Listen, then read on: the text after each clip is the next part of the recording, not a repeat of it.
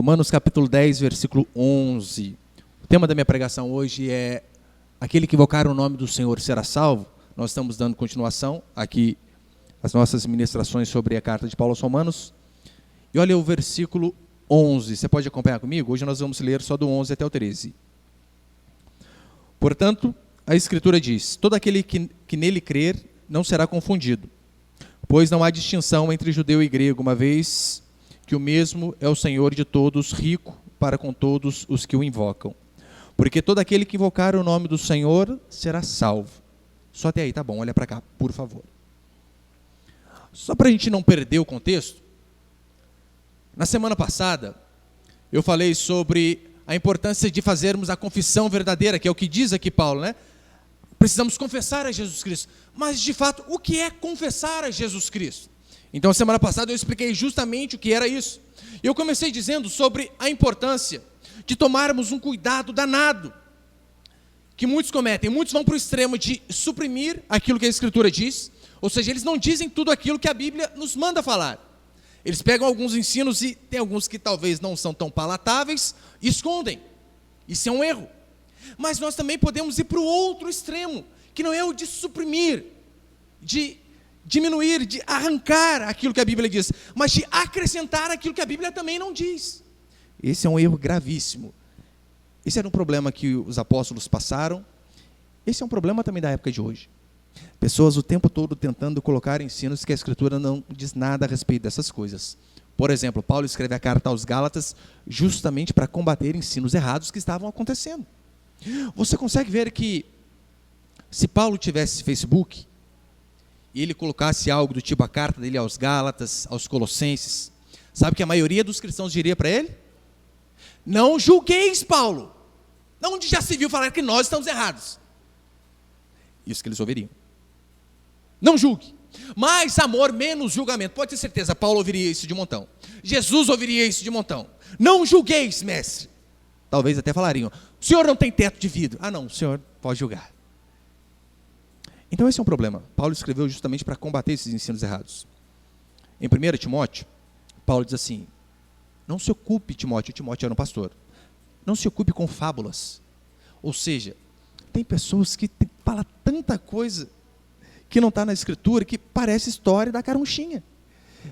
Parece historinhas, eles ficam preocupados com coisas que não é central e principalmente ficam introduzindo assuntos que não têm nada a ver com aquilo que o mandamento do Senhor nos diz.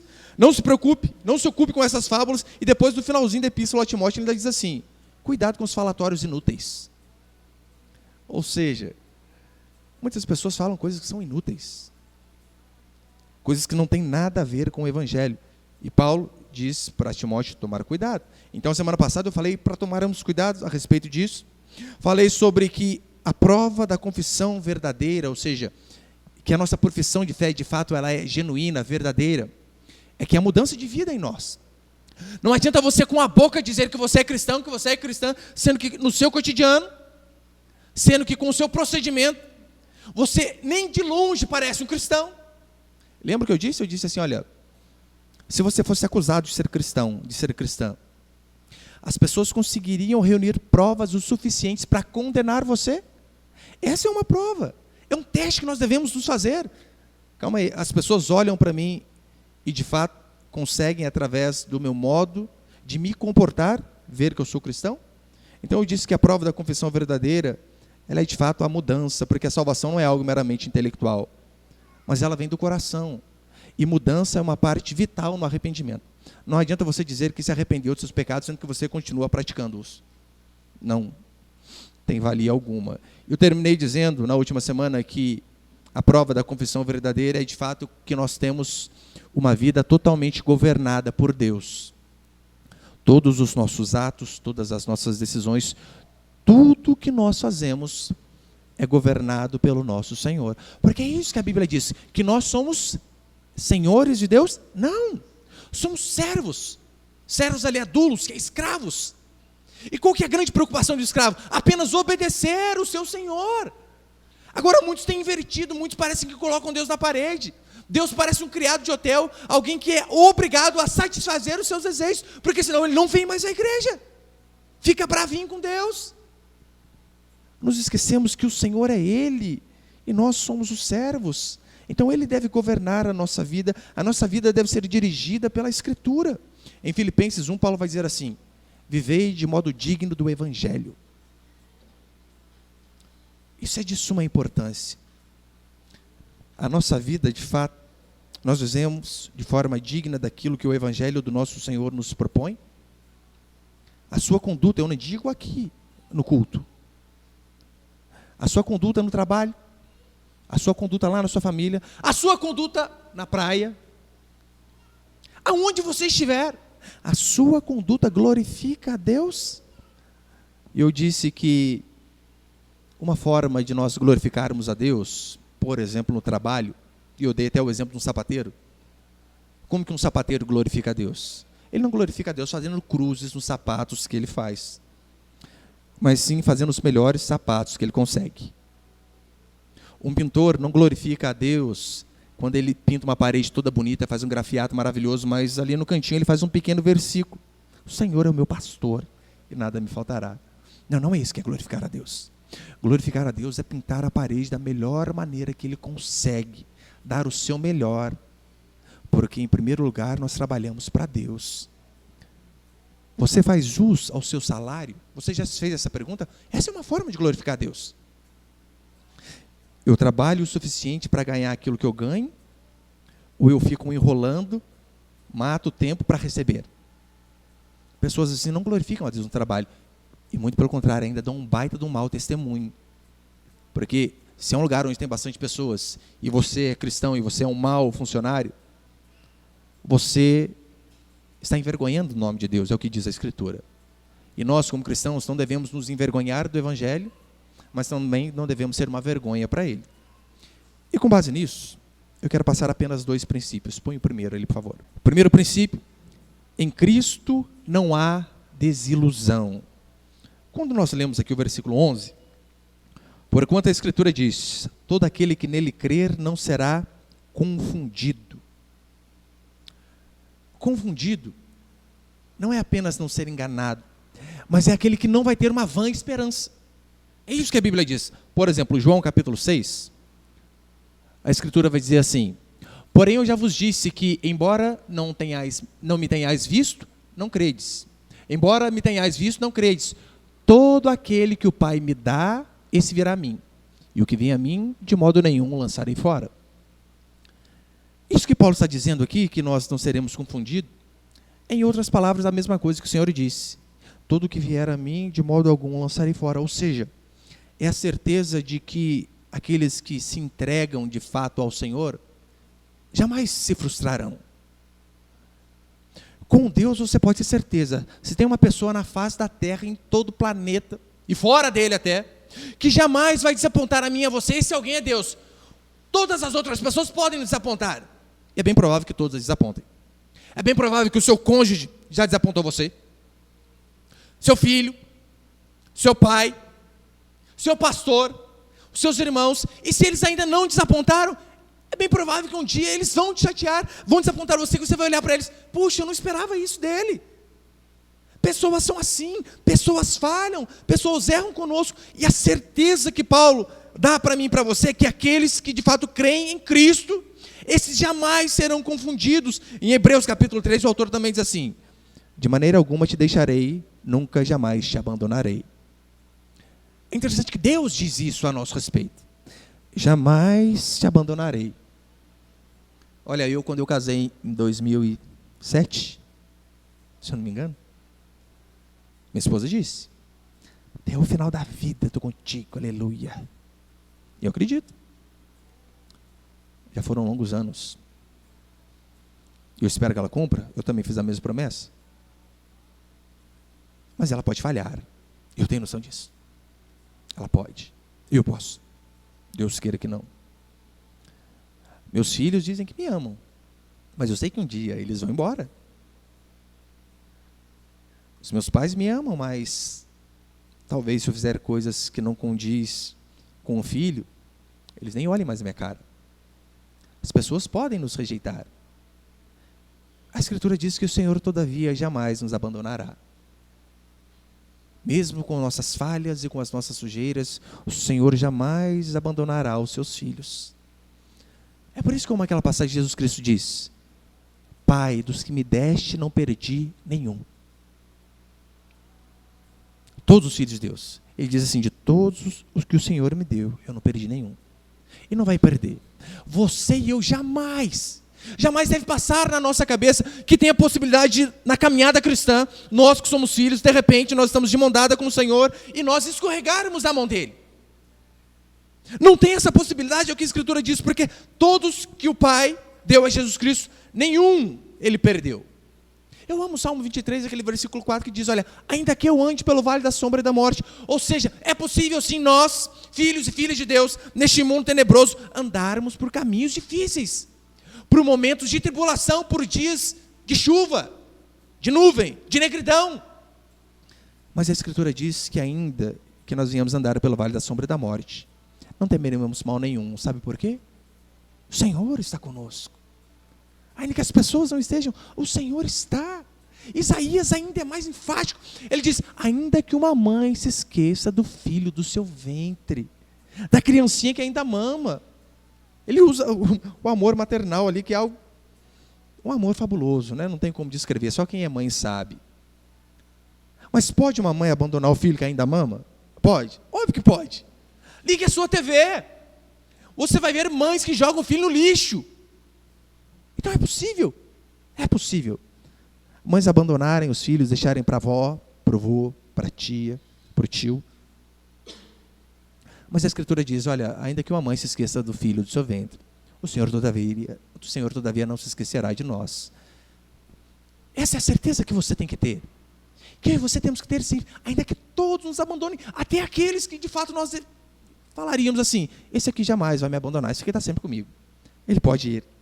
O Senhor jamais, porque aqueles que têm a sua esperança em Cristo Jesus não serão confundidos, não serão frustrados jamais, porque o Senhor é quem começou a boa obra em nós, e se Ele começou, pode ter certeza, Ele leva até o fim. Se foi Deus que começou a obra na sua vida, meu irmão e minha irmã, você pode ficar em paz, você não vai se desviar pelo caminho, nem que você queira, nem que você tente. Se você é filho e filha de Deus, eu tenho uma boa notícia para você: você morre, mas você não desvia. Pastor, isso não é boa notícia não. É isso que Deus faz? Ele não vai deixar um filho seu se desviar. Ele não vai deixar uma ovelha sua se desgarrar. Sabe por quê? Se a ovelha teimar em ir para a lama e não voltar, as pessoas não vão colocar a culpa na ovelha, vão colocar a culpa no pastor. Que pastor é esse que não cuidou, hein? Então o Senhor, Ele é tão maravilhoso que Ele mata a mim e a você. Mas não nos deixa no caminho errado. Se você duvida disso, Paulo diz isso em 1 Coríntios. Tinha um rapaz que estava tendo um caso com a madrasta na igreja de Corinto. E então ele é repreendido, ele é admoestado, confrontado e nada. Aí então Paulo ora, diz assim: reuni vós o meu espírito, entregue o autor de tal infâmia a Satanás, para que o corpo seja destruído, mas para que a alma seja salva no dia do Senhor.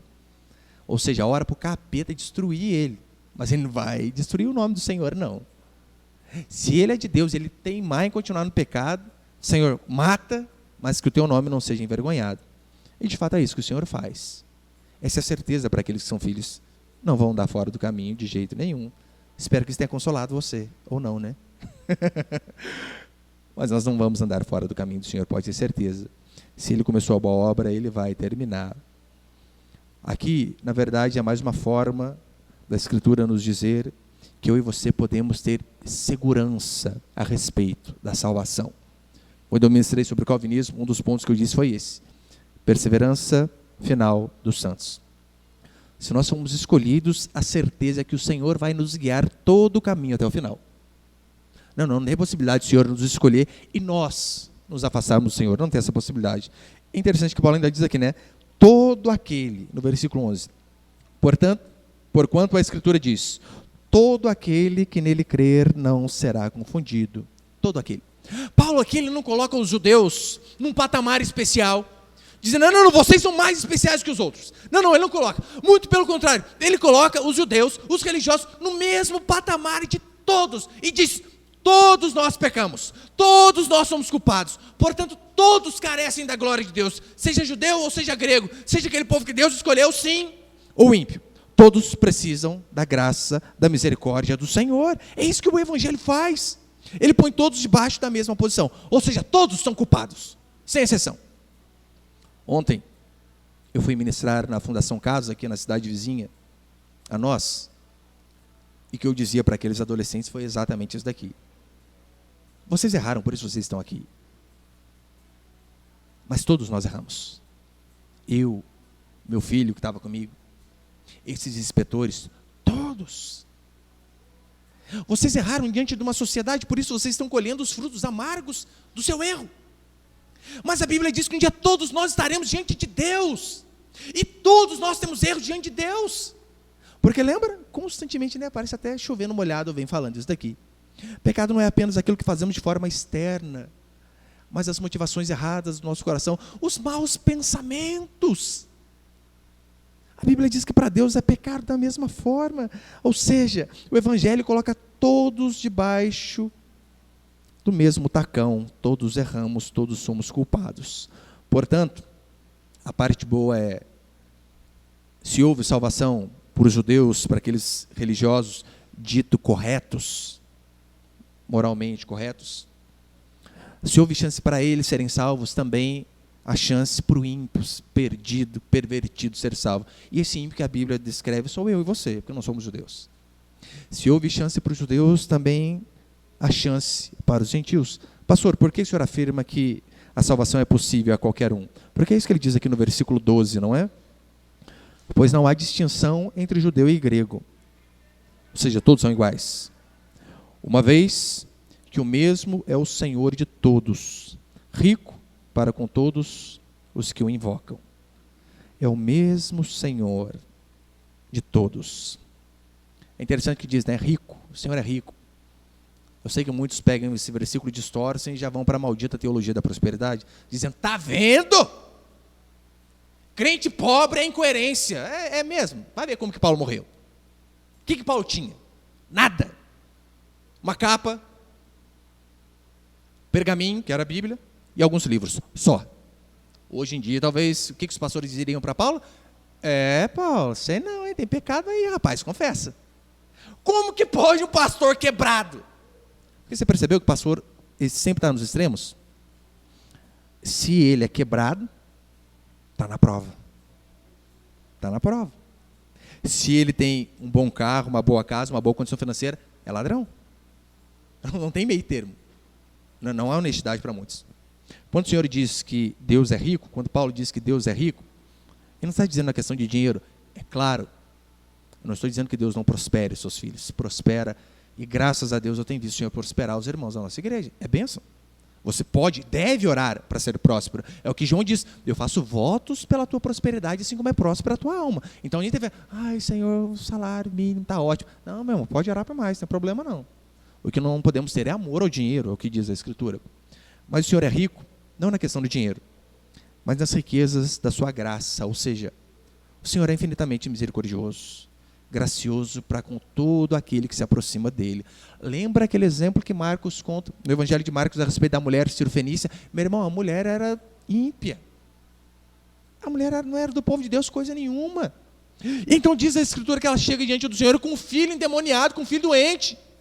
E diz, Senhor, tem misericórdia, cuida, cura minha criança. O que o Senhor diz para ela? Lembra? Não vou. E ela vai e insiste mais um pouquinho. E qual que é a resposta de Jesus? Ele se quebranta. Não, ele piora. Ele diz assim, olha, mulher, não convém tirar o pão dos filhos, que eram os judeus, e dar aos cachorrinhos. Se é você, minha irmã, ouve isso aí, de um pastor. Pastor, não está pastoreando na sua fuça, rapaz, falando um negócio desse. Sabe o que é interessante? Que Jesus Cristo disse que aquela mulher era uma cadela. Porque era isso que os judeus diziam. Os gentios são cães. Cães. Mesmo após ele ter dito isso, olha o que ela disse. Senhor, até os cachorrinhos comem das migalhas que caem da mesa dos seus senhores. E diz a Escritura que após ela dizer essa frase, Jesus toma um susto. Eu acredito! Você imagina alguém que espanta Jesus Cristo? Grande é a tua fé, mulher, mas nem Israel viu um negócio desse. Pode ir para casa. Está curado, criança.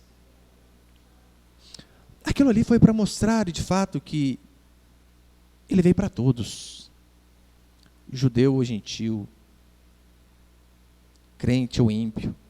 O Senhor veio para todos. Em João 12, o Senhor diz assim: quando eu for levantado, atrairei todos a mim. Ele não diz atrairei apenas os judeus. Não, mas todos, todos. No livro de Atos diz a Escritura que Deus tem que dar uma visão para o Pedro, o rapaz incrédulo. É por isso que nós não podíamos ser Deus, meu irmão. Eu já tinha fulminado Pedro há muito tempo já. Deus diz, vai lá, Pedro, prega para os gentios. Longe de mim, Senhor. Não vou misturar com aquele povo. Você consegue imaginar? Deus manda fazer um negócio, Pedro diz, não, Senhor, eu sou mais santo que isso, não vou fazer isso não. Foi isso que Pedro fez. Tá, e Deus teve que dar uma visão, explicar para ele o negócio, para que ele então fosse à casa de Cornélio, pregasse, aqueles gentios se arrependessem. Então a porta do evangelho, da salvação, o Espírito Santo desceu sobre eles, então os gentios também começaram a se converter. Isso é para mostrar que de fato Jesus veio para todos, porque todos pecaram. Não veio para um povo seleto, mas veio para todo aquele que se arrepende. E segundo o princípio, a nossa justiça não vem das nossas obras.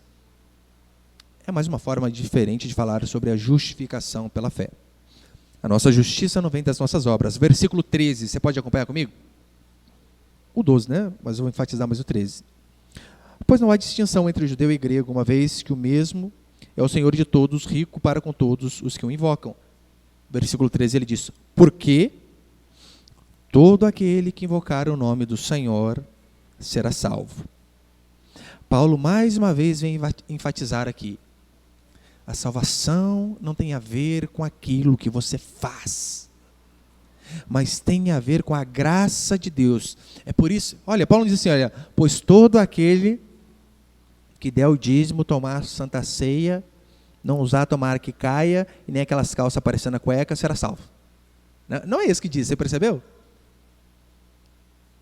Não estou dizendo que você pode usar não, tá? Claro que não. Todo aquele que invocar o nome do Senhor será salvo. Ou seja, a única coisa que eu e você precisamos fazer, diz a Escritura, é invocar. Pastor, mas o que é isso? O que é invocar? Literalmente significa chamar. Mas é apenas chamar a Deus, Senhor, me ajuda.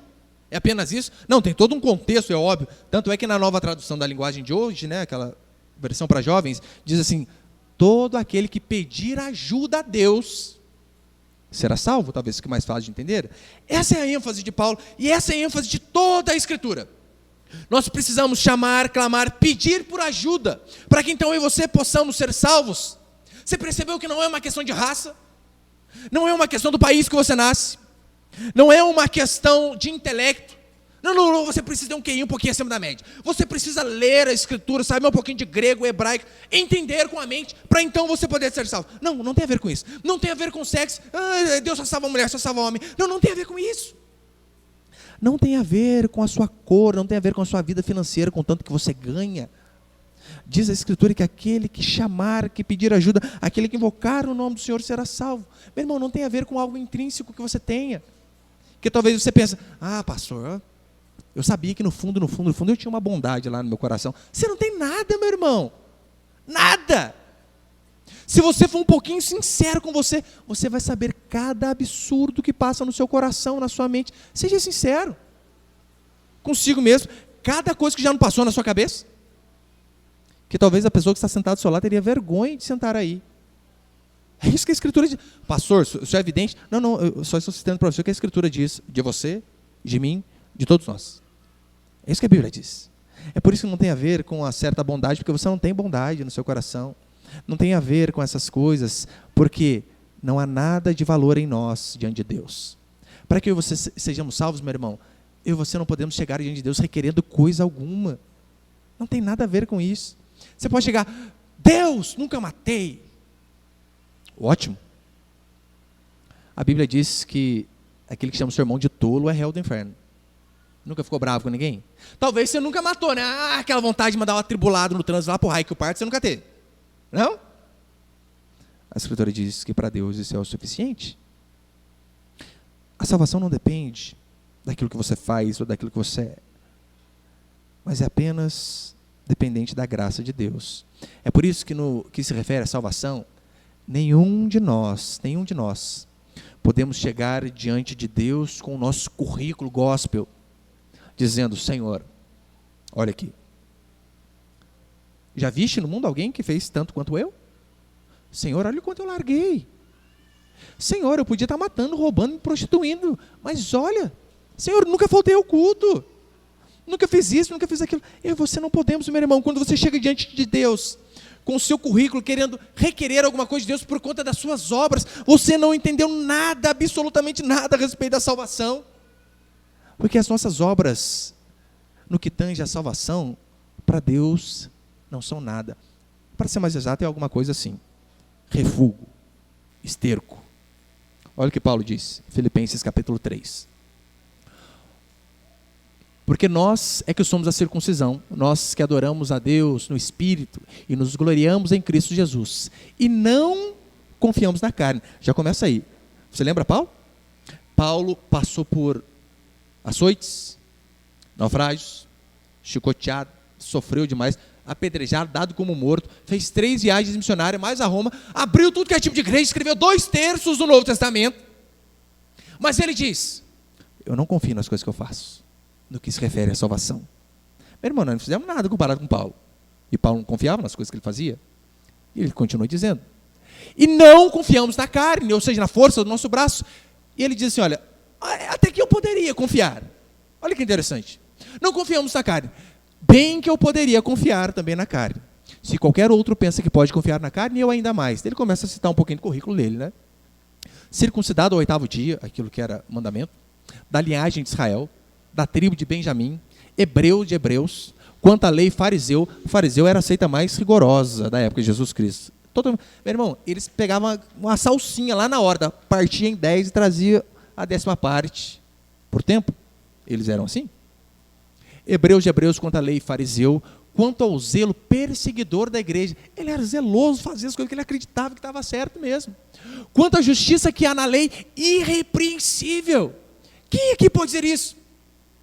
Quanto aos mandamentos, sou irrepreensível. Alguém? Alguém?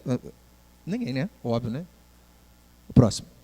Ele continua dizendo: mas o que para mim era lucro, ou seja, aquilo que eu me gabava, aquilo que eu dizia: graças te dou, que não sou como os demais. Mas o que para mim era lucro, isso considerei perda por causa de Cristo. Sim, deveras considero tudo como perda, por causa da sublimidade do conhecimento de Cristo Jesus, meu Senhor. Por amor do qual perdi todas as coisas e as considero como refúgio. Meu irmão, refúgio é bosta, esterco. Fica mais fácil de entender, né? Desculpa a palavra. Tudo que eu fiz, esterco, comparado com a salvação. Não, tudo que eu fiz não adianta. Não passa de esterco.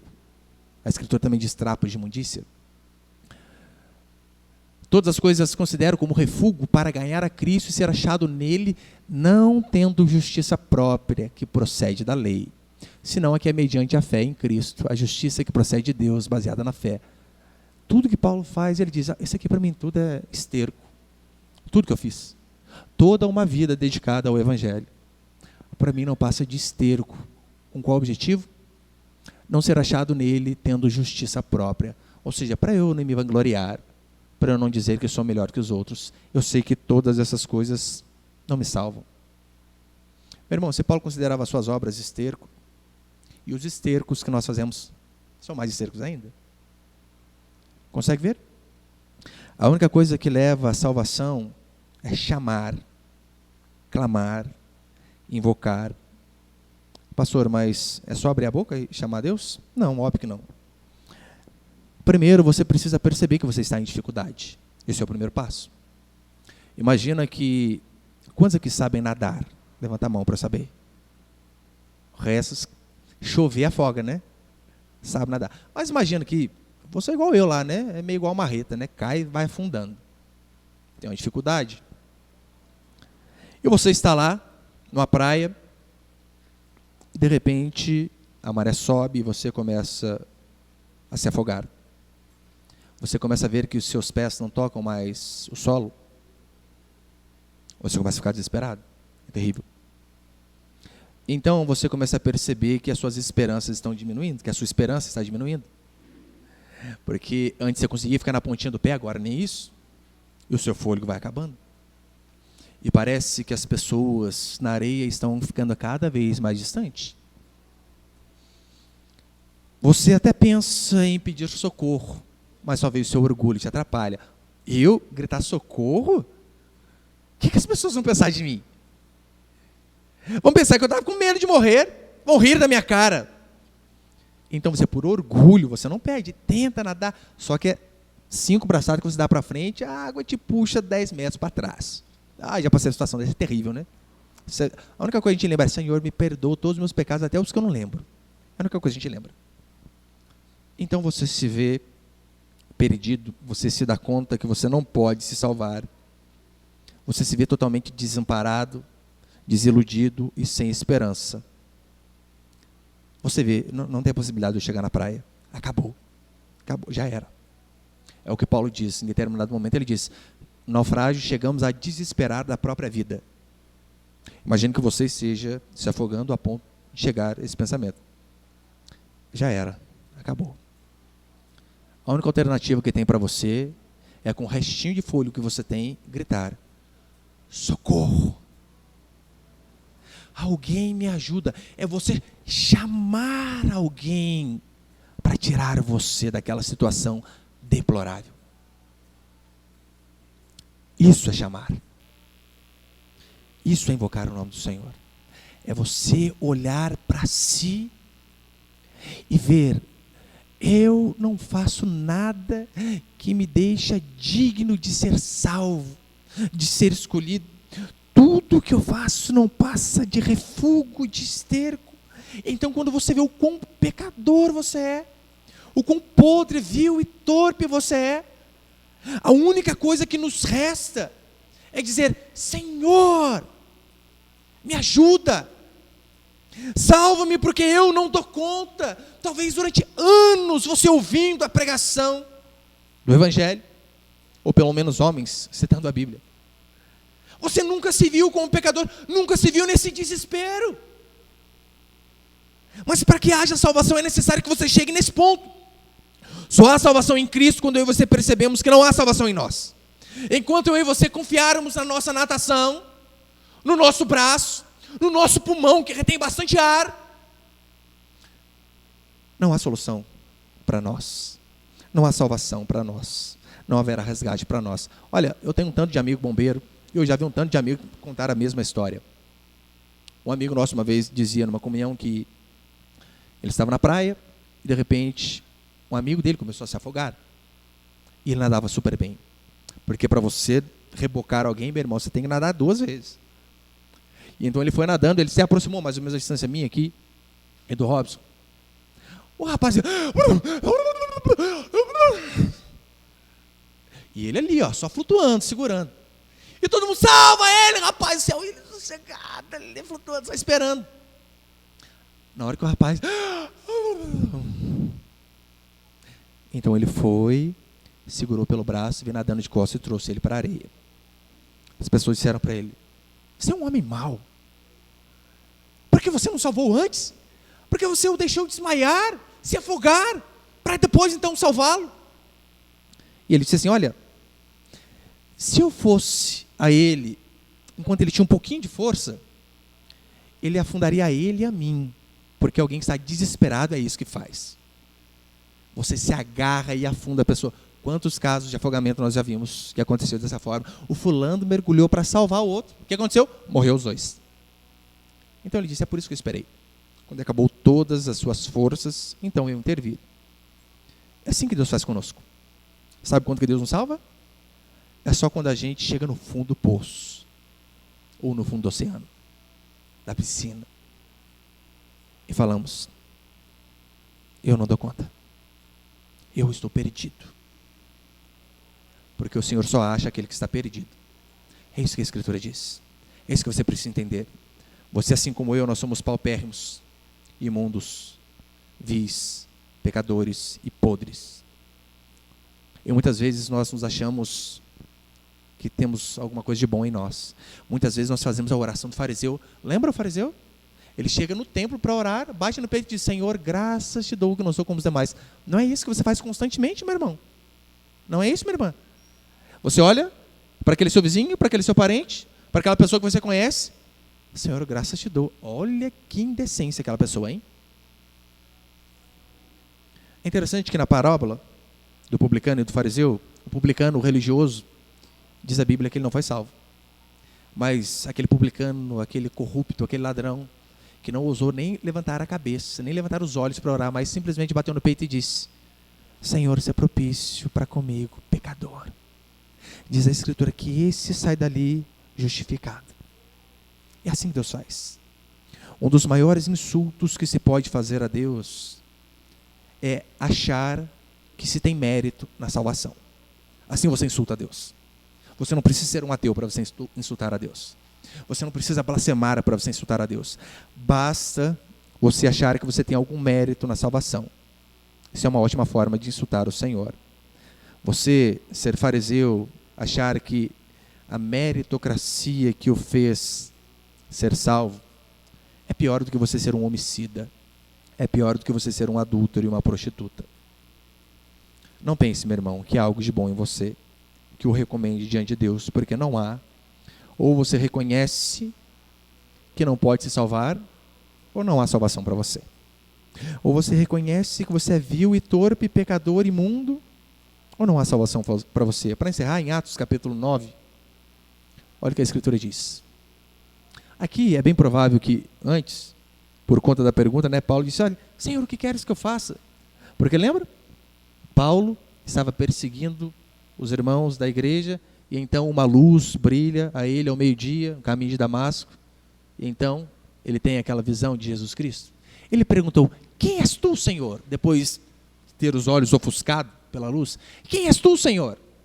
E a resposta foi: eu sou Jesus a quem tu persegues, mas levanta-te, entra na cidade, onde te dirão o que te convém fazer.